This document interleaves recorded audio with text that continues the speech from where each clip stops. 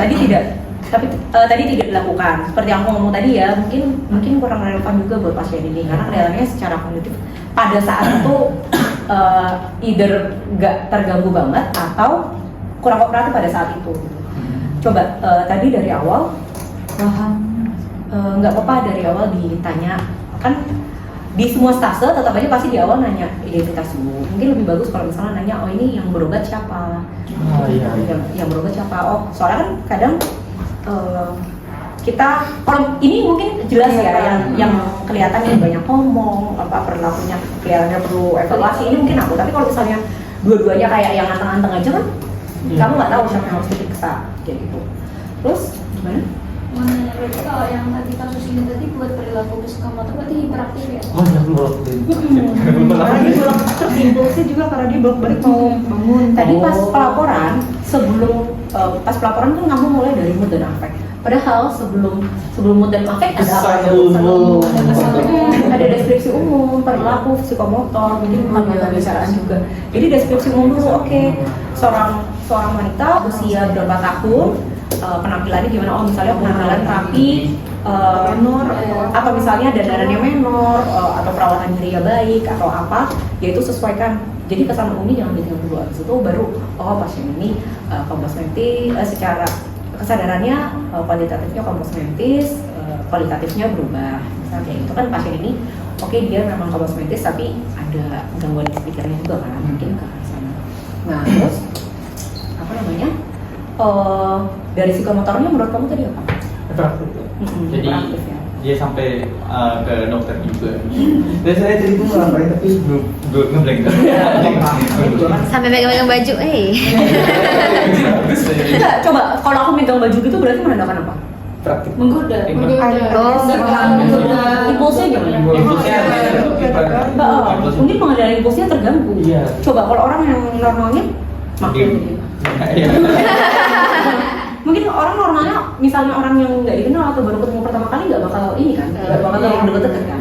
Tapi kan berarti mungkin itu menandakan impulsnya terganggu juga. Sikap terhadap pemeriksa itu kan perilaku dalam aktivitas psikomotor termasuk sikap terhadap pemeriksa gimana? Praktik. Terus Kan tadi psikomotornya hiperaktif. Sikap terhadap pemeriksanya. Tadi kamu merasa diapain? ya dipegang gini. Mungkin mungkin kamu bilang gitu kan? agresif, menggoda. Kamu kok kamu pakai kata-katamu apa? Jadi sopan. Cenderung menggoda, agresif. Nggak apa-apa tambahin tidak sopan. Tapi kan kadang tidak sopan itu kan juga. Ya tergantung subjektif. Kayak apa sih tidak sopan bagimu tuh kayak apa gitu? Oke, misalnya agresif, cenderung menggoda atau tidak kooperatif. Kan misalnya aku mau berdiri mau pergi kayak gitu kan juga sebenarnya nggak kooperatif toh. Gitu maksudnya. Tapi sebenarnya kalau yang kayak gitu kalian mau deskripsikan pakai bahasa kalian sendiri juga nggak apa-apa. Tapi misal kamu mau tidak sopan tuh kayak apa? Kan agak-agak subjektif. Tadi yang kooperatif sama yang agresif masuk kemana? Sikap, kan ada sikap terhadap pemeriksa. Jadi memeriksa perilaku psikomotor itu kan ada juga yang pasiennya hiperaktif atau normoaktif atau hipoaktif atau pasiennya diem aja. Terus nanti sikap terhadap pemeriksaannya gimana? Kooperatif atau tidak kooperatif.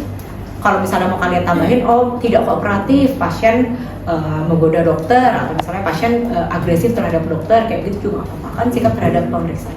Itu masuk di deskripsi umum yang halaman 24 ya? Iya, jadi makanya sebelum halaman 2 mood affect tadi, deskripsi umum habisin dulu aja. Yang hal-hal yang menurut kamu relevan, misal kamu juga nanti periksa pasien psikiatri tapi bangsal. Ya udah ya misalnya pasien terpasang infus, mau kamu sebut juga nggak apa-apa. Pasien terpasang infus. Aku lupa mau nanya apa. Nanti dulu. Ya, kalau ingat belum bisa gitu ya. Gangguan dari ini. Berarti yang kesan umum sampai apa namanya perilaku psikomotor tadi udah cukup jelas ya. Iya, jelas. Tadi kelewat. Lupa. Gak apa-apa. Nanti abis ini Ya ingat dong. Jadi kalau misalkan kasus yang kayak gini tadi itu perlu ditanyain nggak kayak mendengar sesuatu atau menulis sesuatu nggak usah. itu kan gangguan persepsi. Oh berarti enggak. Jadi harus ditanya. Oh iya, soalnya tadi belum. Itu kan masih gangguan persepsi nih. Tadi sudah disampaikan persepsinya kalau dia Brinko. Itu kira-kira gangguan persepsi atau gangguan isi pikir? Ya Kalau betul. persepsi itu yang Halusinasi. Persepsi ada gangguan persepsi ada 4. Halusinasi, ilusi, dan depersonalisasi. Halusinasi, Ilusi, depersonalisasi, derealisasi. Kalau 4 itu. Kalau delusi apa? Delusi paham. Isi pikir ya. Masuknya ke gangguan isi pikir. Gangguan isi pikir. Kalau gangguan persepsi kan ada 4 tadi. Kalau proses pikir terdiri dari apa aja? Ada 3. Ada Bentuk, bentuk berpikir, Iya. biar kemarin yang dibilang bentuk, isi, arus. Bentuk, isi, arus. Kalau bentuk ada apa aja? Derealistik, terus Gampangannya mungkin realistik non realistik non realistik. Kalau mau simpelnya kayak gitu aja. Tapi kalau misalnya mau yang lain-lain, misalnya mau apa autistik apa segala macam itu nggak apa-apa, emang ditambahin aja. Cuma kalau misalnya kalian at least ngeblank atau ngeblank ya mungkin realistik atau non realistik. Tapi ada yang istilah-istilah yang lebih spesifik lagi. Realistik, autistik, dan isi pikir ada apa aja? tadi paham. Terus ada kompulsi, terus ada Kompulsi bukan Ini apa Obsesinya. obsesinya isi pikir, ada ide, waham nama lainnya apa? delusi, Delusi. terus ada apa ya? Temennya obsesi. Kompulsi itu tindakan. Fantasi, fobia, Preokupasi, Iya, pasti mengulang-ulang topik. fantasi. itu OCD. OCD obsesi. Kalau OCD itu apa kepanjangannya? Obsesi. Jadi gangguan obsesif kompulsif disorder. Nah, kalau di PPDGJ itu ada obsesifnya sendiri, ada kompulsifnya sendiri, ada OCD-nya sendiri. Tapi kalau di DSM ya udah OCD tapi predominan obsesinya atau predominan kompulsinya. Nah, udah kita balik ke kasus tadi ya. Panas, Yang mana tadi? ini tadi yang kasusnya tadi berarti isi pikirnya Nanti belum sampai, tenang. Nah, udah sampai situ ya. Terus mood affect. Tadi kamu pelaporannya? Menurut afeknya moodnya senang, selaras dengan afeknya senang juga. Tapi kelihatan dia lebih senang daripada kita yang biasanya senang atau gimana? Lebih. Kalau lebih berarti namanya ada istilahnya. Hiper senang. Saya bagus. Di sini tuh cuma ada ekspansif ya.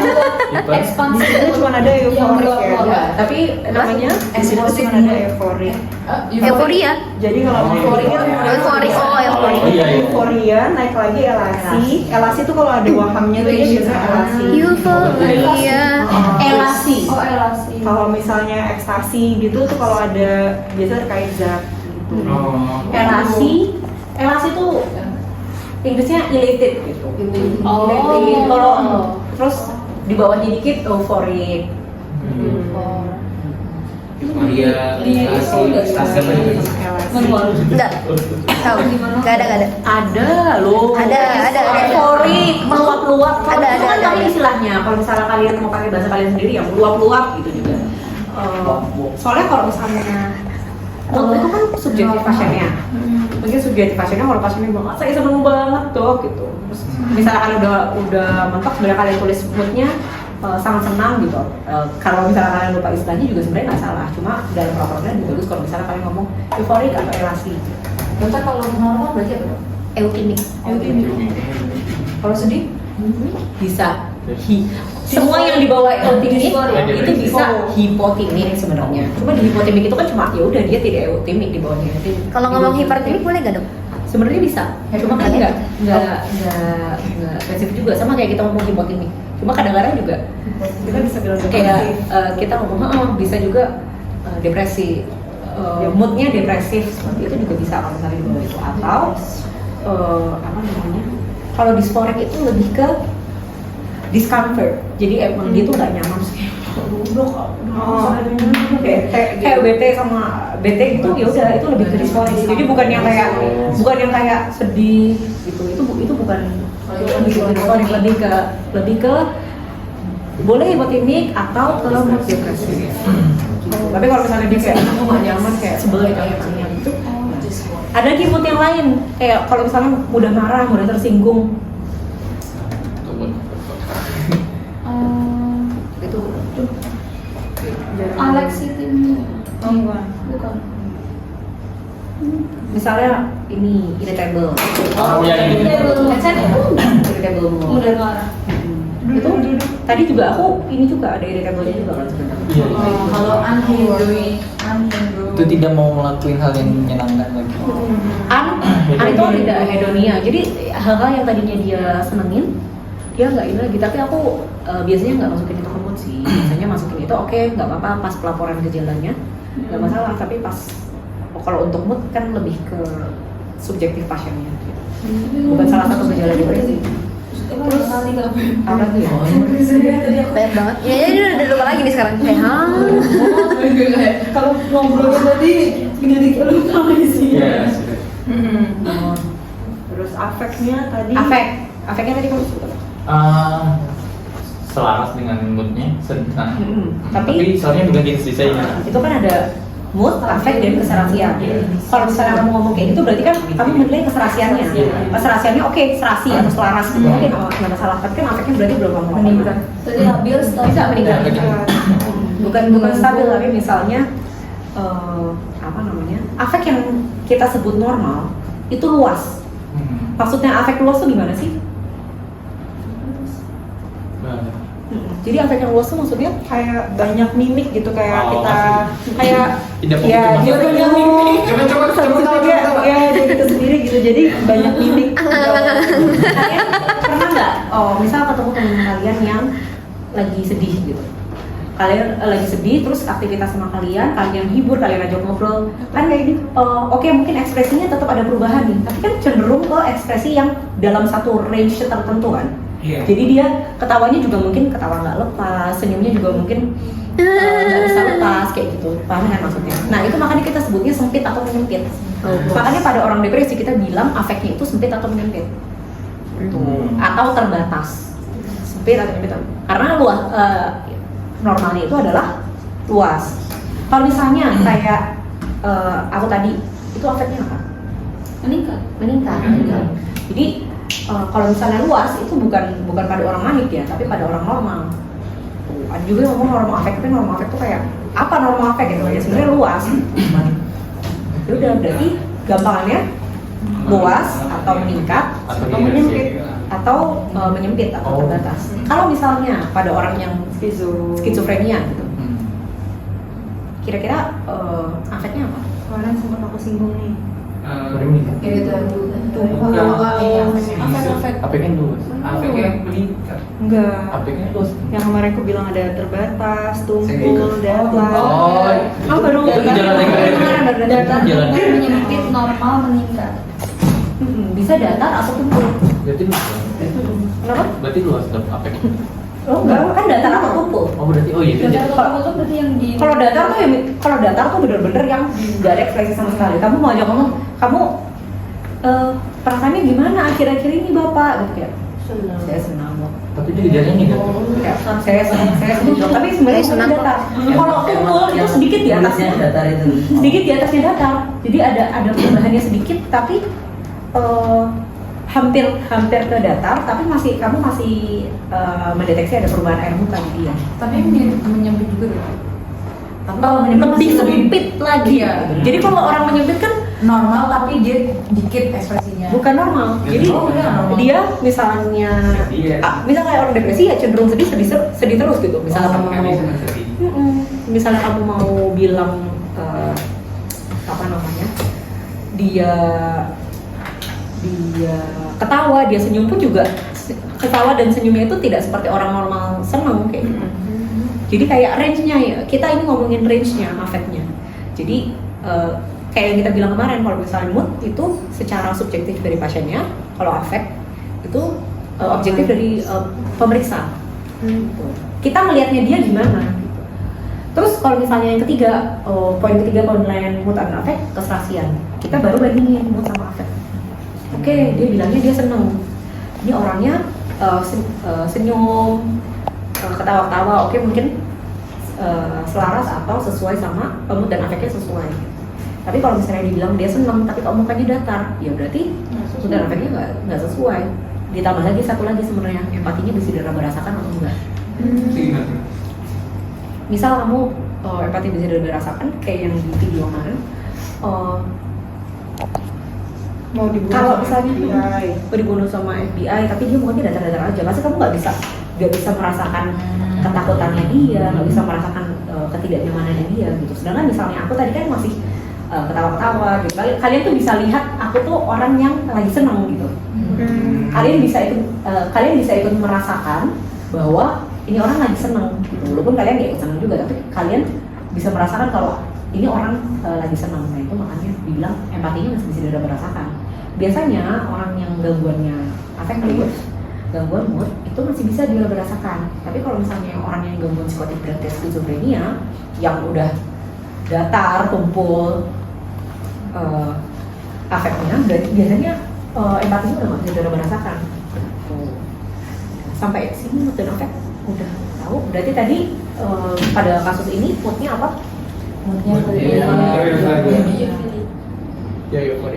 Ada warna di bawah. Dia ada uangnya, jadi disebut aja elasi. Ya, meningkat banget. Itu elasi. Terus afeknya Meningkat.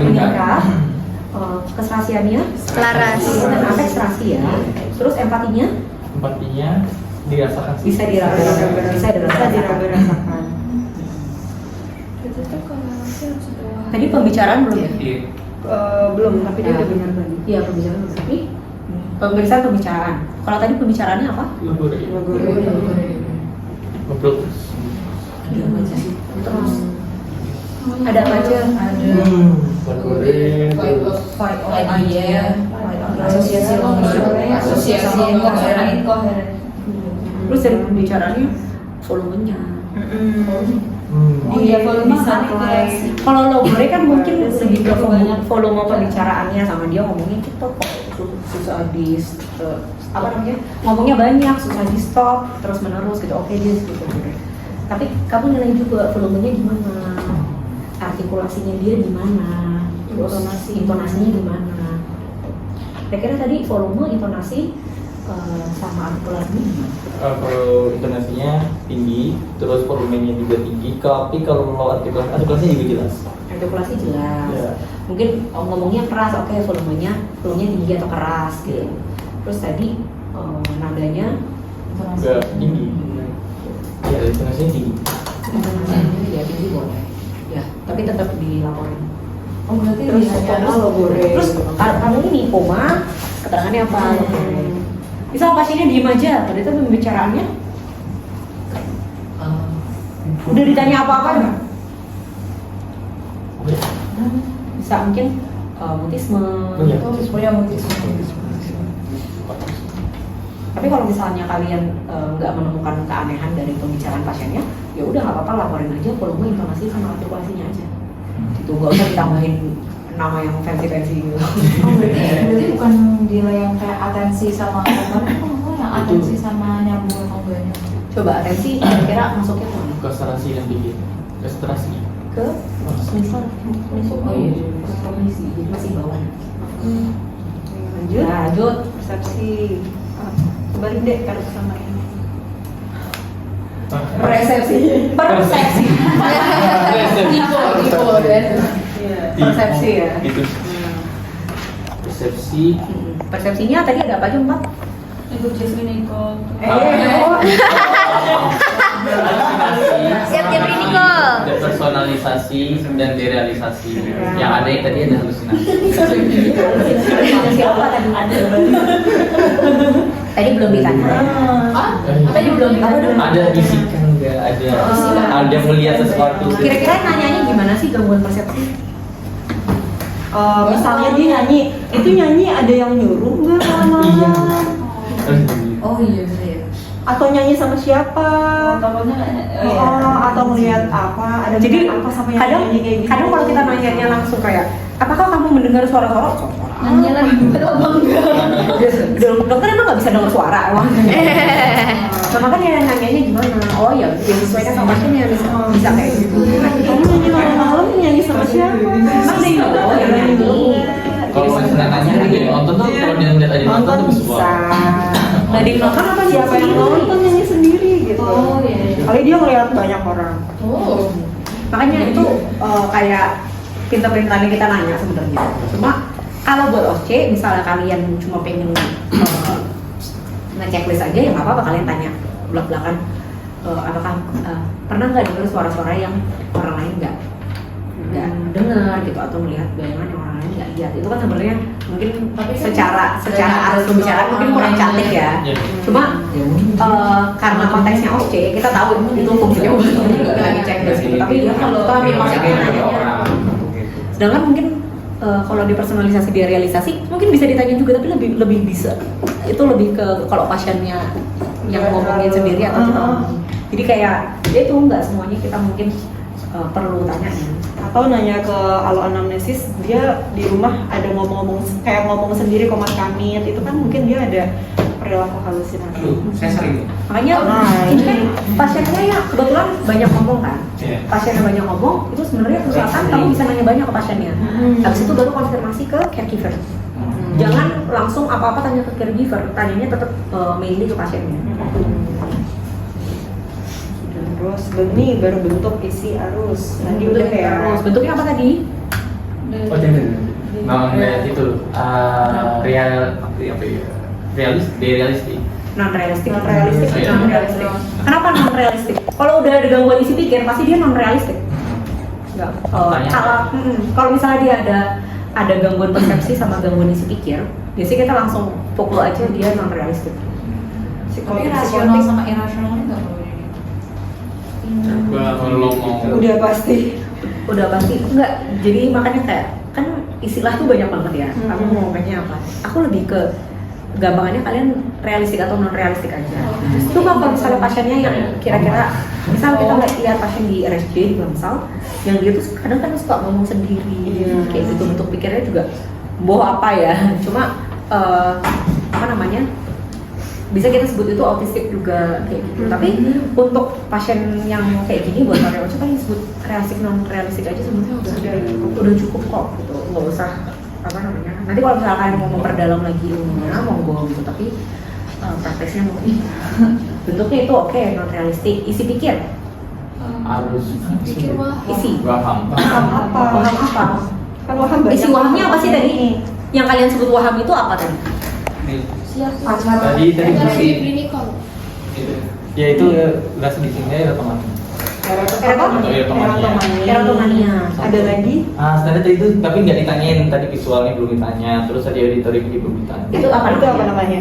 Halusinasi auditor, halusinasi visual. Itu apa namanya? Masuknya Tadi di gangguan persepsi. Oh iya. Pahamnya apa yang nggak bisa dipatahkan? Jadi kalau misalnya kalian ketemu Endol tadi. ketemu waham, sebenarnya bagusnya adalah wahamnya dipatahkan. Gitu. Jadi apa patahkan? Apa Tadi apa? Yang idol kamu bilang jadi waham apa? Di bawah tadi. Kayak brandiusnya ya. Iya. Misalnya tadi dia suaranya bagus, kamu bilang coba nyanyi kayak gitu. Jadi itu cara nantangnya ya pasiennya diminta membuktikan atau ditanya buktinya apa. Kayak gitu. Oh ya masa sih suaranya bagus, pernah menang lomba nggak atau apa gitu misalnya, atau buktinya mana kamu pacarnya Jeffrey Nicole. Tapi maksudnya pertanyaan ini disesuaikan sama pasiennya ya. Itu mungkin cara-cara untuk mana-mana. Kan kalian udah tahu syarat-syarat waham kemarin yang udah dibahas kan? Ada berapa syaratnya waham? Pertama wahamnya Tidak bisa dipatahkan. tidak bisa dipatahkan, dan kedua itu dia tidak logis. Tidak bisa di Ya, tidak bisa di apa namanya dilogikakan ya. Nggak sesuai gitu. Tidak sesuai dengan Waktunya masuk. nggak ada. Nggak ada waktu. Ada 3 lagi syarat. Pasiennya itu Pasiennya meyakini Meyakini. 100%. Oh iya, kita tidak bisa dipatahkan. beda. Oh beda. Bagaimana satu? Oh tidak bisa dipatahkan. Terus yang sifatnya beda. ego. Sifatnya egosentris. Terus Apa artinya egosentris? Berpusat pada dirinya sendiri. Terus pasiennya perlakuan sikapnya dia gimana terhadap waham itu? dia menghidupi wahamnya itu. Dia hidup atau berlaku sesuai dengan wahamnya. Misal tadi, aku percaya pacarku Jeffrey Nicole, makanya aku jadi ada bukti bahwa di dalam hidup pun aku berperilaku seperti itu. Bukan cuma yang kayak bawain botol. Oke, ini Jeffrey Nicole pacar Jeffrey Nicole itu pacarku, atau misalnya orang-orang tuh suka kayaknya sama aku kayak gitu. Itu mungkin baru sebatas ide. Kalau misalnya kalian nemuin yang kalian curigai waham, terus kalian tantang pasiennya, kalian challenge wahamnya itu, terus ternyata pasiennya nggak bisa mempertahankan atau nggak yakin banget nih sebenarnya sama wahamnya itu, mungkin karena ide. Gitu. Tadi medikan. Terus ada lainnya contoh isi pikir apa lagi? Itu obsesi. Tidak berulang. Waham pun juga ada kan macam-macam. Kemarin nanti kalian baca sendiri ya, itu wahamnya. Tapi di sini wahamnya kayak cuma ada waham kejar, waham cemburu, waham bersalah. Enggak apa. Jadi misal yang ada lagi di pasien tadi kan waham kebesaran, waham kebesaran atau grandios. Waham kebesaran kan ada juga. Jadi pasiennya tadi yang ditemukan kebesaran sama erotomania. Waham kebesaran sama apa dokter? Erotomania. Misal orang yang ke arah depresi, ini kan tadi yang ke arahnya manik ya. Iya. Kalau ke arah depresi, mungkin isi pikir yang muncul apa aja sih? Bunuh diri. Tidak Mungkin merasa bunuh diri tidak lebih ke ide bunuh diri. Oh, iya. Ide bunuh diri. Mungkin kalau misalnya pasien udah self harm, ide menyakiti diri, apalagi? tidak disukai oleh orang lain, merasa tidak pantas, tidak layak gitu. Mungkin ide bersalah. Atau mungkin yang udah berat waham bersalah. Ide tidak berguna. Jadi beda ya nuansanya ya. Makanya kita kayak untuk sampai ke diagnosis tuh Ada sindrom. ada kumpulan gejala yang sebenarnya khusus. Apalagi kira-kira? Kan ada contohnya apa aja yang di situ? Jadi waham kejar, waham cemburu, waham cemburu. Siar pikir, sisi pikir, Penarikan pikiran. Kalau ciri khas waham, yang di skizofrenia kemarin yang aku bilang apa? Bisa. Yang bizar. Yang bizar ya yang tidak mungkin, yang aneh yang tidak mungkin terjadi. Kalau waham kejar atau persekutori itu khas pada orang-orang yang paranoid. Persekutorik itu kayak ada yang mau Mencelakai. bukan kejar, Mata-matai. bukan memata-matai, mencelakai kamu. Tuh, gitu. FBI. Paranoid. Persekutor itu dia paranoid. Kalau kejar kan mungkin cuma kayak ada orang mau ngikutin aku gitu kan. Tapi kalau persekutorik dia nih mau ngebunuh aku. Jadi banyak waham itu apa ya tergantung yang ditemukan di pasiennya. Cuma memang ada beberapa waham atau beberapa halusinasi atau beberapa tipe isi pikir yang sifatnya tuh ada pola-pola yang berulang kita temukan di banyak pasien, makanya punya nama sendiri gitu sebenarnya. Tapi kalau kalian nggak tahu namanya, persekutorik atau misalnya erotomania, ya udah kalian pakai bahasa kalian aja, pakai bahasa yang kalian kenal aja. Oh, kalian nggak tahu nih istilah erotomania. Waham dicintai. Ya udah, nggak masalah. Jadi nggak harus disukai banyak orang. kalau misalnya kalian tahu istilah erotomania, bagus nggak apa-apa. Cuma maksudnya kalau misalnya kalian nggak tahu namanya itu istilahnya waham dicintai. Berarti kalau pengen dibunuh atau ini Waham ingin dibunuh. Jadi lebih bagus kalian tuh paham apa itu halusinasi, apa bedanya waham sama ide, apa bedanya waham ide sama preokupasi kayak gitu, daripada kalian ngafalin per nama wahamnya nanti otaknya penuh. Sedangkan kalau misalnya kalian bedain waham sama halusinasi, gangguan persepsi sama proses pikir, itu kan emang harus paham gitu. Cuma nama-nama istilah-istilah kecilnya yang spesifik itu seingatnya aja dan kalian kasih nama sendiri nggak apa-apa. Persekutorik ada yang mencelakai. Paham ya maksudnya ya. Jadi kalau misalnya kalian nggak tahu istilah erotomania nggak apa-apa, terus bilang aja orang dicintai. Berarti kayak tadi misalnya kalau para yang tadi waham ingin dibunuh gitu, berarti bilang waham ingin dibunuh. Nggak apa-apa. Waham dirinya ingin dibunuh, nggak masalah. Betul, kan bertanya. Kan juga apa gangguan isi pikir kan ada banyak ya. Ada waham, ada coba persekutorik, misalnya obsesi ada fobia fanatik. Masa nggak dikenal? Dari dokter Aku udah terus di bawah itu kan berulang-ulang diucapkan sama Niko, aku bisa nyanyi dan sebagainya. Itu termasuk preokupasi bukan? Bukan. Itu contohnya kalau preokupasi gimana? Preokupasi itu pikiran yang dia tuh akan stay di pasien itu gitu. Jadi pasien itu nggak akan ngomongin hal yang lain selain itu gitu. Terus biasanya sih lebih ke yang non psikotik ya. Kayak dan Walaupun nggak menutup kemungkinan psikotik juga. Cuma kalau preokupasi itu kan dari kata dasarnya tuh okupasi, occupy. Jadi sebelum bisa dimasukin apa-apa sudah preoccupied gitu. Jadi di dalam pikiranmu itu tuh sudah occupied dengan hal tertentu. Sampai kamu nggak bisa mikir yang lainnya.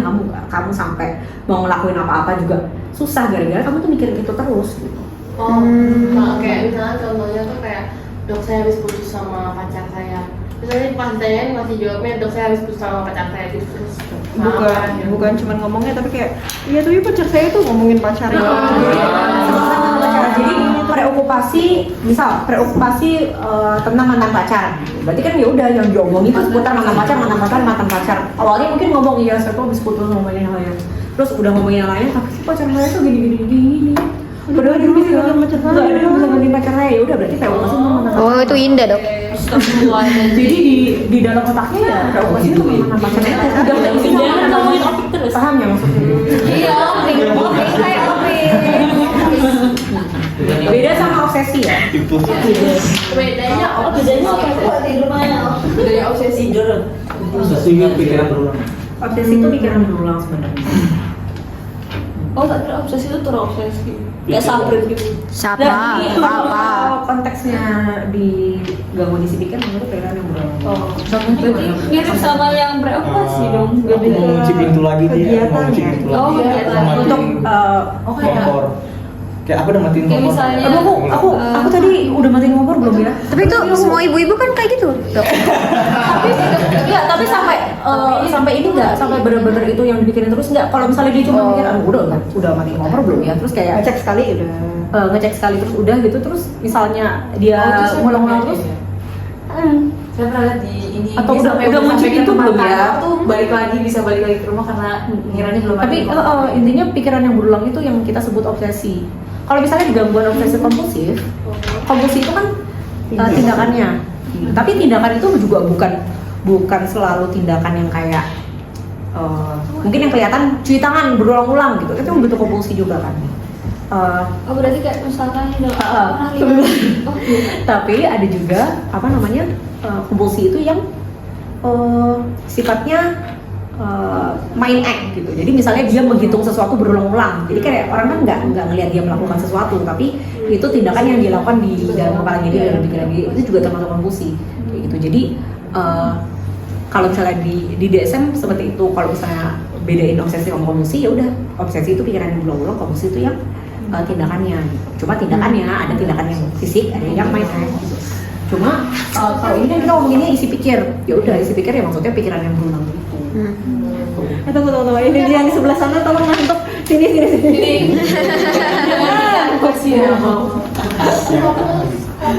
Kasihan sini. Iya, tapi itu nggak ada urusannya sama status mental. Itu kalau misalnya obsesi kompulsif. Terus udah Gak apa-apa, kamu duduk sini aja. duduk aja di sana. Nanti dia tiba-tiba. Udah nggak apa-apa. Ini yang di bawah juga dijawab. Lainnya Okupasi. Yang sering okupasi itu yang pikirannya sudah terisi Oh, iya, sudah. atau ditempati sama pikiran tertentu. Saya mau Sama materi tertentu. ini Yang diomongin mengenai acaranya Paling gampang ya pacaran. Kamu nih. yang dibahas ya itulah. nah itu kita ke arusnya apa tadi? Arusnya tadi dia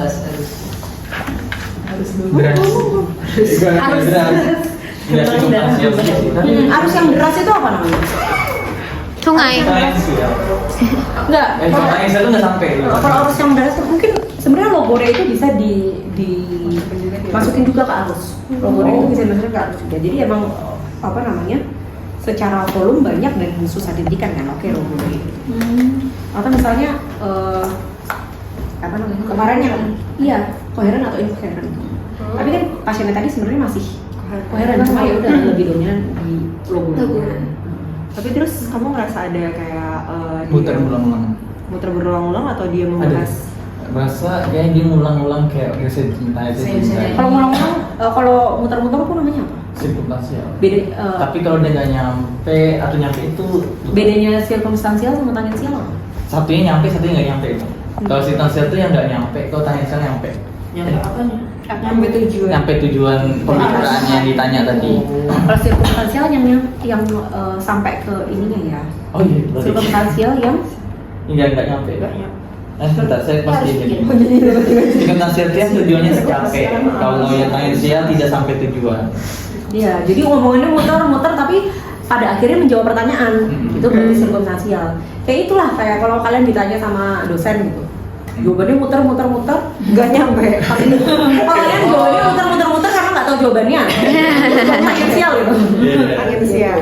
Tapi kalau misalnya muter-muter ada orang yang jawab tapi jawabannya itu muter-muternya karena bertele-tele tapi sampai ke jawabannya. Berarti itu sirkumstansial. Oke, sirkumstansial S sampai ya. Orientasi.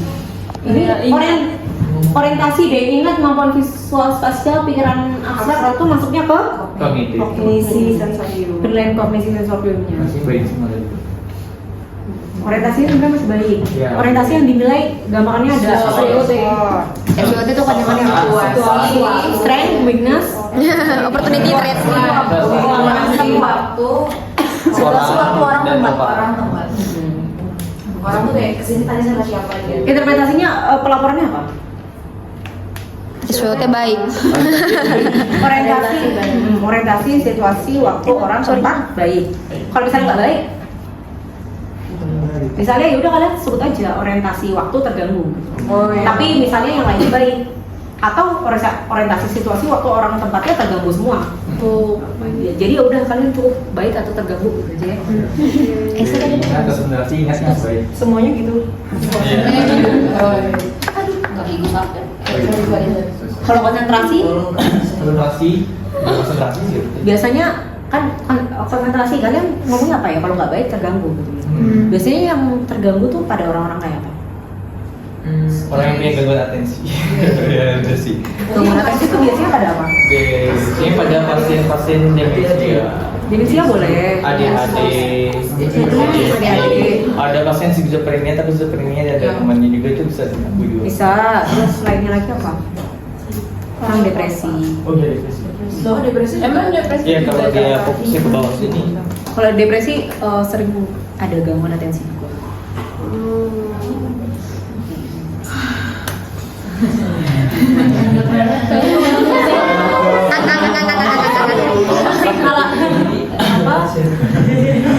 Pengalihan pemusatan perhatian juga. Pengalihan pemusatan perhatian itu biasanya pada orang delirium sih. Nggak bakal keluar delirium di kasus objek. Terus Abstrak tinggal jawab tadi. kemampuan visual spasial. Gambar. Gambar, terus suruh gambar jam, bener nggak gambar jamnya? Gambar subret. Gambar jamnya jam analog ya. Gambar apa merah? Suruh gambar jam, kalian gambar jamnya yang analog yang pakai angka. Ditunjukin angkanya. Nah kalian lihat bener atau enggak. Misal disuruh gambar, coba digambar segi 5. Oke, bisa lihat atau enggak. Itu ada juga di ada di MMSA. Kalau yang ngelipat itu tadi gimana? Kalau ngelipat misalnya kayak kemarin kan ada tuh, Pak bisa dilipat jadi 2. Yang video kemarin kan ada. Oh itu kan dia dari bahasa ya. Oh. Dia baca dan dia melakukan apa yang disuruh di situ. Jadi kita nulis di kertas. Oh itu kan yang ke tangan deh. Neuro. Iya, jadi itu rangkaian dari pemeriksaan kognitif maksudnya. Nah di dalam pemeriksaan kognitif itu juga kan disuruh pemeriksaan MMSA.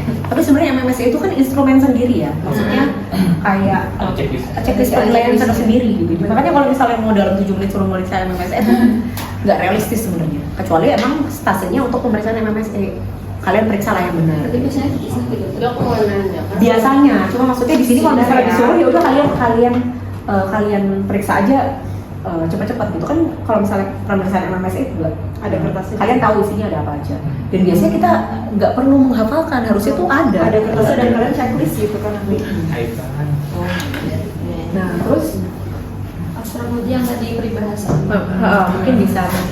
Tapi lebih ke pertanyaannya mungkin ibu tahu nggak kalau pernah dengar nggak ada udang di balik batu? Itu artinya apa ya? Bukan. Ibu tahu peribahasa nggak? Coba sebutkan peribahasa. Tapi nggak tahu gimana. Misalkan dikasih peribahasa, tapi ternyata emang nggak tahu Dari mana? maknanya. Ya udah. Konkret. Oh, maksudnya dari awal dia nggak tahu peribahasa itu, nggak pernah dengar, tapi dia tahu peribahasa lain, tapi kita juga nggak ngikutin. Ngikutin yang dia tak Di sana dia kayak cuma lulusan SD doang, Dok. Ya mungkin kalau misal ya kita kan berarti menyesuaikan dong. Heeh. Oh iya. Misalnya pasiennya dari sebelum sakit tuh dia udah nggak bisa tanya tulis, kita kasih instruksi tulisan ya nggak bisa juga. Jadi pada akhirnya kita pakai judgement kita sendiri juga. Oh iya. Jadi kalau misalnya kamu nggak yakin dengan itu, kamu tanyain aja 2 atau 3 peribahasa. Jadi lebih dari 1 kamu nanya dia untuk mengurangi bias. Tapi kan ini buat OSCE. Maksudnya ya jangan pilih yang nggak umum lah. Ada ulang balik batu, tong kosong nyari bunyinya. atau mungkin buah tangan dan lain sebagainya. Itu bukan peribahasa. Tong kosong nyari bunyinya, atau ada udang di balik batu. Ini jangan yang susah aja. Nanti probabilitasnya ada yang bingung. Sebenarnya tuh bisa dok, cuma probabilitasnya yang bingung dok. Udah kelamaan sekolah kedokteran soalnya. Kalau dia nggak bisa peribahasa, jawabannya dia punya pemikiran konkret. Konkret itu jawabannya. Bilang aja terganggu. Oh. Pokoknya jangan menyulitkan diri sendiri deh. Iya iya. Terganggu gitu. Terus misalnya abstrak baik atau terganggu gitu. Jadi yang apa namanya di kognitif itu kayak gitu. Tapi kalau misalnya nanti kalian pelaporannya misal udah susah banget, ya udah misalnya dari kognisi dan sensoriumnya, dari ingat, konsentrasi, maupun visual spasial, pikiran abstrak baik gitu misalnya. Jadi kayak ya kalian rapel-rapel atau kalian singkat-singkat sendiri lah, yang penting kalian ada pelaporan. Terus penilaian impuls. Ya udah, penilaian impulsnya baik atau terganggu? Tadi terganggu. Dari mana tadi? Tadi dari. Pengamatan. Oh, Kalau tadi berarti apa? Tadi terganggu dong. Udah terganggu, udah titik manik biasanya nggak usah. terganggu dilihat dari yang bukan Emosi Dia mau naik-naik, Oh, dia iya, mikir iya, gini. iya. Oh, iya. Kalau misalnya pasien datang ngamuk-ngamuk,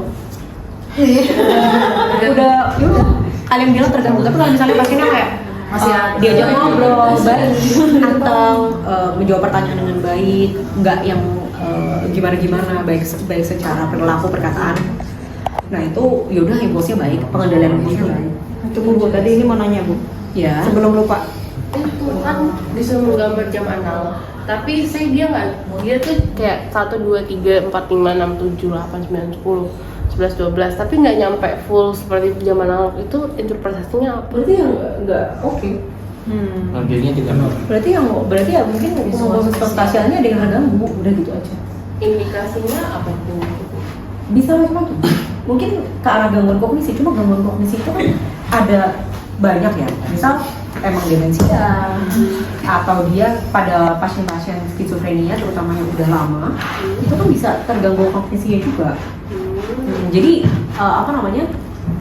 Kita itu diagnosis kan nggak dari satu hal, tapi dari berbagai hal yang kita temukan, kita rangkai mana nih ngarahnya kemana seperti itu. Jadi bukan cuma misal kayak tadi aku bilang gangguan atensi ada ditemukan di mana? Oh ada di sini. Jadi kan kita nggak bisa diagnosis dari satu hal itu aja, gitu. Dari rangkaiannya. Dan termasuk anamnesis juga, nggak cuma pemeriksaan status mental. Paham ya maksudnya? Terus Tilikan satu kan? tilikan. Satu tuh. Alasannya kenapa tadi tilikan? Ya, tilikannya saya tadi Denial. saya ngapain sih buat sini gitu. Itu dia satu. Saya nggak satu tuh. Udah paham ya yang Iya. insight. Tilikannya udah tahu ya, tilikan 1 sampai 6 ya. Ada di sini ya. DF-nya Nggak FMB. tadi Nah, iya, DF iya. tadi itu saya nilainya sebenarnya ini masih bisa nggak betul, cuma jadi saya bilang dia 31 di atas 3140 itu nggak apa-apa tuh kayak gitu.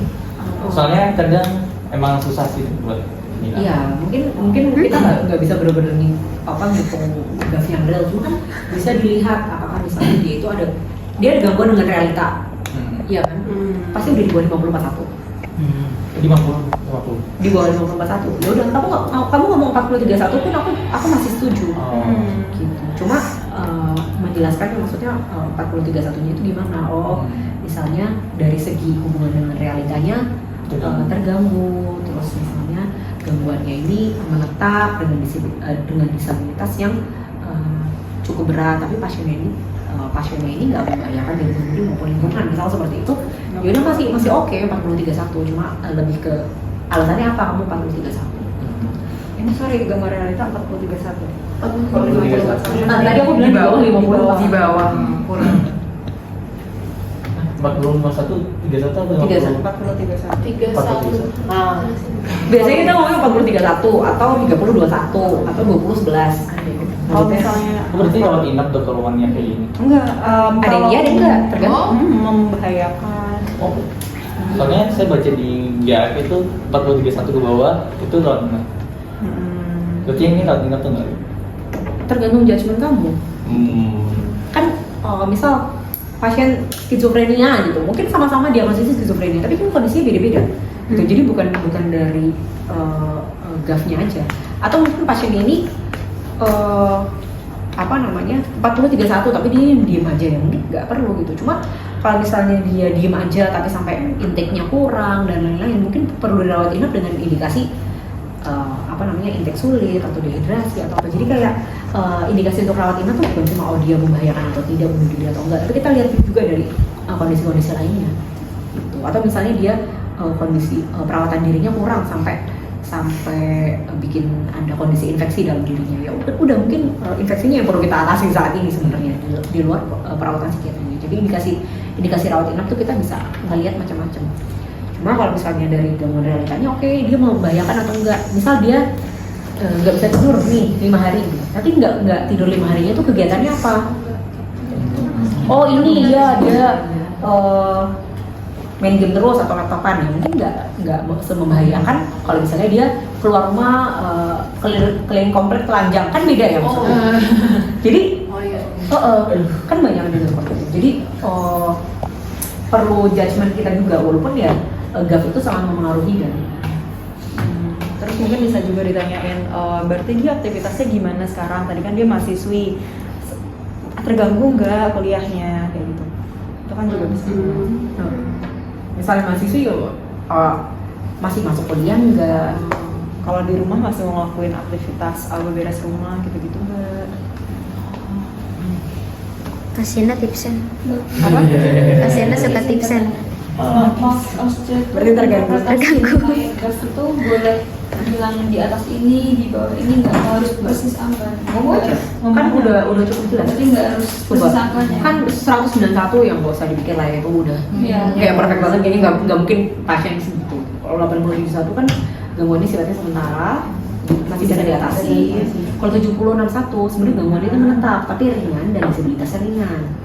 Kalau 6051 ya udah sedang. Kalau 5041 lebih berat. Kalau 4031 sudah ada gangguan realita. Di 4031. Kalau udah ada psikotik gangguan realita 4031 Ke bawah. Nah, kalau yang tadi Pak itu bilang berapa? Di atas 40. 3 tadi karena 31 di atas 340 tadi saya bilang. 3 sama kan? Kurang lebih sama. Mendingan kamu ngomong aja 4031, Ya, oke. nggak usah yang itu aja bentuknya udah range loh. 4031. Kita bukan yang Iya, 31 ya kan, itu aja udah range. Terus Tadi. ya udah. Ya kalau misalnya pasiennya yang udah bawa golok atau misalnya lompat dari gedung tinggi kayak gitu, itu kan udah membahayakan diri sendiri ataupun orang lain, itu pasti harus turun lagi, mungkin 2011 atau di bawah itu lagi. Nah kayak gitu. Jadi kayak ya kemungkinan kalau misalnya dia masih duduk di poli mungkin masih nggak sampai situ ya, tapi tetap aja kalian apalin aja yang itu bedanya apa sih per stage-nya gitu. Kalian nggak bakal ini kok kalau misalnya kalian pelajari kurang lebih misalnya kalian ada perbedaan judgement juga nggak bakal jauh-jauh banget kan antara satu orang dan yang lain. Dan yuk satu kasus lagi, yuk aku baca dulu. Dengan Tuhan sudah 5 hari tidak tidur.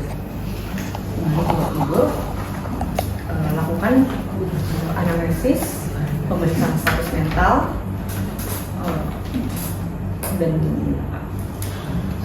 pelaporan diagnosis mutilasi. Selamat pagi Ibu, ini sendiri. Dokter ganteng banget. Selamat pagi. Dokter namanya siapa? Oh, saya Faitul. Kan nama saya Dokter Faitul. Dokter Faitul udah lama di sini. Sudah lama dong. Ya. Jadi Ibu, baik sini. Bu, yang dokternya ganteng ya. Sebentar ya. Ya, baik sini Ibu. Ibu dengan Ibu siapa? Saya di Ibu dengan ini, Ibu siapa? Nia. Ibunya. Iya. Saya baik Ibu. Dokter kok pengen tahu nomor saya? Ya, saya pengen tahu nomor Ibu.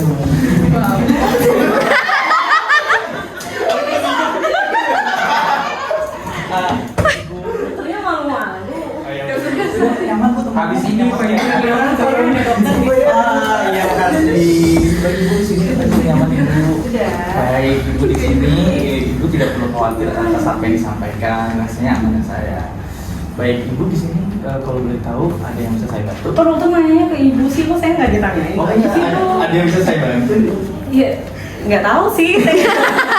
Saya di sini dibawa sama ibu saya. Dokter udah makan belum tadi? Oh sudah makan.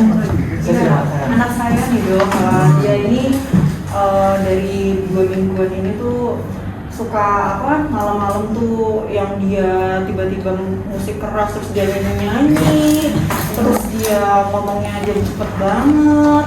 Ada aja yang dikerjain dari dia yang biasanya males cuma di Kan aku cuma latihan, Bu. Aku mau ikut Indonesian Idol. ikut Indonesian Idol katanya. Jadi Dokter harus denger suara saya tuh bagus banget. malam pagi tuh nyanyi terus dok, aduh sampai tetangga tuh udah ada yang WA nih ngapain, kenapa anaknya nih gitu. Terus habis itu Saya tuh pengen menghibur aja, soalnya kayak sepi gitu loh rumah. tidurnya cuma sejam 2 jam kalau malam dok. Cuma sejam 2 jam. Iya. Dokter kok nanya ibu saya terus sih, Dok? Oh iya nih, iya Saya. Kenapa kok Ibu pengen nyanyi setiap malam gitu? Ya itu, saya mau ikut Indonesian Idol. Bisa Idol, kapan bisa Idol? Biar orang-orang tahu aja suara saya bagus gitu, Dok. Sudah sejak kapan nyanyinya? Nggak tahu sih, Dok. Saya emang dari dulu suaranya bagus sih, Dok. Iya. Sudah siapkan Siap. sejak kapan? Ya, baru-baru ini sih, Dok. Boleh tahu berapa hari? Beberapa bulan mungkin sudah mempersiapkan Iya, udah berbulan-bulan, tapi kalau bakatnya sih dari kecil ya. Oh iya. Berarti Bu, ini dia sudah nyanyi. Aduh, dokter lihat ibu saya. Saya mau Saya nanya ke saya. Ngapain sih, Bu, kita kesini? Dia ketemu dokternya. Iya, ketemu saya. Ngapain ke dokter orang Oh, nggak sakit? biar bakatnya lebih mendalam. Biar bakat Ibu gitu. Biar bisa teralihkan kembali. Makanya saya mau nanya ibunya, kalau bakat Ibu lebih jauh. Sudah sejak kapan bunyinya? Ini 2 minggu ini. Sudah 2 minggu. Iya dok. Itu nyanyi. Di bawah sini kira-kira Dokter tahu nggak sih Iya, pacar saya? Oh, nggak tahu. Kenal nggak sama pacar saya? Tidak tahu. Tahu nggak pacar saya? Tidak tahu. Pacarnya Jeffrey. Siapa lagi nak? Kalau bilang selain Jeffrey Nicole. Kalau pacar aku Jeffrey Nicole aja. Cuma yang suka emang banyak. Nah, tadi udah pacaran Jeffrey Nicole, sekarang rasanya senang atau sedih Bu? Ya senang sih. Senang sekali. Iya, soalnya dokter udah Jeffrey Nicole.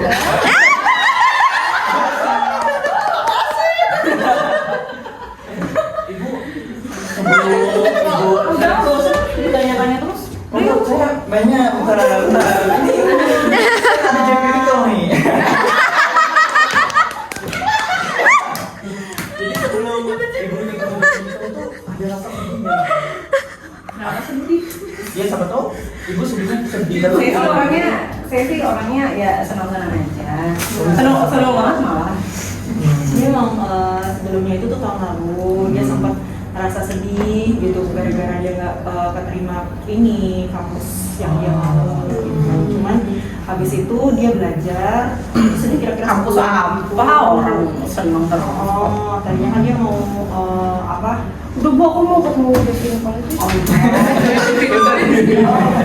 dia tadinya mau psikolog tapi dia nggak terima, terus habis itu sebulan tuh dia sedih, terus dia belajar lagi akhirnya setelah itu, terus sekarang dia keterima nih, ini baru keterima yang semester kemarin. Bagus bajunya. Oh ya.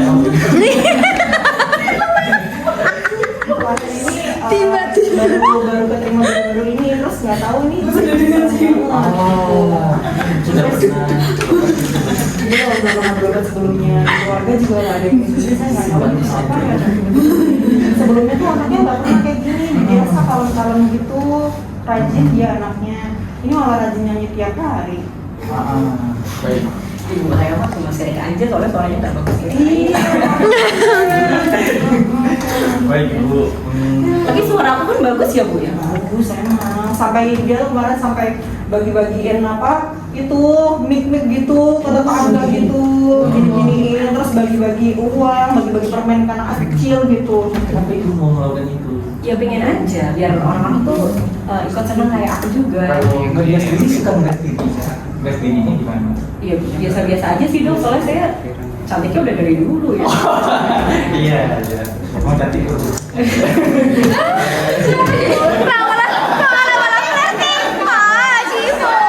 Tapi bener semua orang tuh udah banyak yang bilang kayak gitu. Lama-lama saya pacar saya Boleh bikin boleh tadi pagi itu apa? Udah makan dulu. Udah sih dok. Udah tadi dibikinin bubur sama ibu saya. Bener itu dari mana? Bener. Ini udah saya bungkusin buat TV. SD-nya gimana? Kan kuliah kak. Ini di ini SD 5. Baik Ibu di sini. Dokter kepo banget sama saya. Dokter suka sama saya. Saya Ibu diterjun. Ibu tahu beberapa peribahasa nggak? Tahu lah orang saya pinter, dokter kira saya bodoh. Biasanya apa? Salah satu contoh. Ada udang di balik batu. Itu artinya apa? Waktu sisa 1 menit. Ada maksud yang tersembunyi. Wes.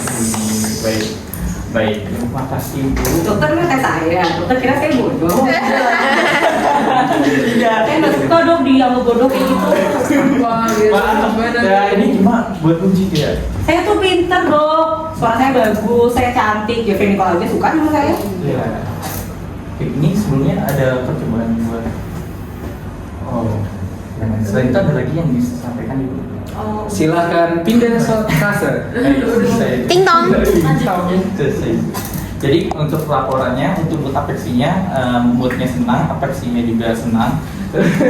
Pembicaranya lebih sangat banyak berbicara, terus nanti persepsinya itu ada persepsinya salah, dia merasa dicintai oleh Jeffrey Cole. Terus apa lagi?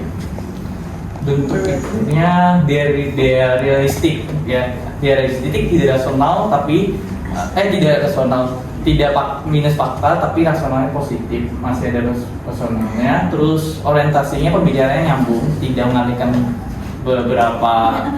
Dia juga tahu paham soalnya cuma sakit, dia tahu waktunya, dia juga tahu tadi sudah makan, terus dia ingat konsentrasinya juga masih baik. Terus kemampuan spasialnya tadi tidak perlu dicek. Selanjutnya untuk pikirannya abstraknya masih baik. Terus apa lagi? Kendalian impulsnya baik, dia masih bisa kendalian impulsnya. Terus tilikannya 1, dia menyelesaikan. Terus untuk diagnosisnya ini bipolar disertai dengan ada gejala psikotik. Episode kini manik. Nanti obatnya kita kasih lithium atau apa namanya itu, mood stabilizer. Ada yang tambahkan lagi? GAF-nya di atas 3140 tapi belum masuk. Ya, sudah. Oke. Terima kasih.